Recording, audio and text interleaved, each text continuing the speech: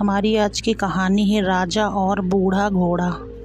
एक राजा था, उसके अस्तबल में बहुत सारे घोड़े थे, लेकिन उन सभी में से एक घोड़ा ऐसा भी था जो सभी घोड़ों से ज़्यादा शक्तिशाली और युद्ध कौशल में निपुण था। हर युद्ध में राजा उसकी पीठ पर बैठकर जाता और युद्ध जीत कर आता था, इसलिए राजा उसे बहुत प्यार करता था। समय के साथ घोड़ा बूढ़ा हो गया। राजा को लगा कि अब शायद उसका घोड़ा पहले की तरह युद्ध में सहयोग नहीं कर पाएगा, इसलिए घोड़े को युद्ध में ले जाना बंद कर दिया। अब घोड़ा सारा दिन अस्तबल में बैठा रहता था या घास चरने मैदान में चला जाता था। एक दिन घोड़ा दूर निकल गया और रास्ते में आते समय एक नदी मिली। नदी में कीचड़ था। घोड़े को लगा कि वह आसानी से नदी पार कर लेगा, किंतु जैसे ही उसने नदी पार करने का प्रयास किया, वह कीचड़ में फंस गया। घोड़ा जितना कीचड़ से बाहर आने का प्रयास करता, वह उतना ही उसमें फंसता जा रहा था।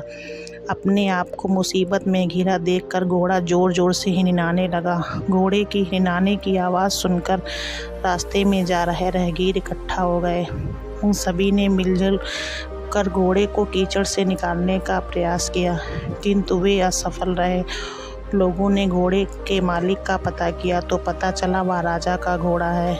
यह बात राजा तक पहुंचाई गई। उसका प्यारा घोड़ा गहरे कीचड़ में फंस गया है और कीचड़ से नहीं निकल पा रहा है। राजा अपने सैनिकों के साथ घटनास्थल पर पहुंचा और घोड़े को निकालने का प्रयास करने लगा, किंतु उन्हें भी सफलता नहीं मिली। अब राजा भी बहुत परेशान हो गया और उसने अपने मंत्रियों को बुलाकर सलाह ली। तभी एक बुजुर्ग मंत्री ने सलाह दी कि घोड़े के पास युद्ध के नगाड़े बजवा दिए जाएं और आसपास युद्ध का माहौल तैयार किया जाए।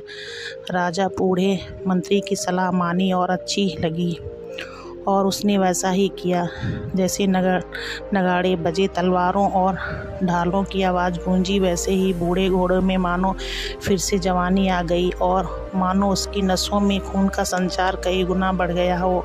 वह धीरे धीरे उठ खड़ा हुआ और ज़ोर से हिनहाते हुए चमत्कारी रूप से एक झटके में कीचड़ से बाहर आ गया।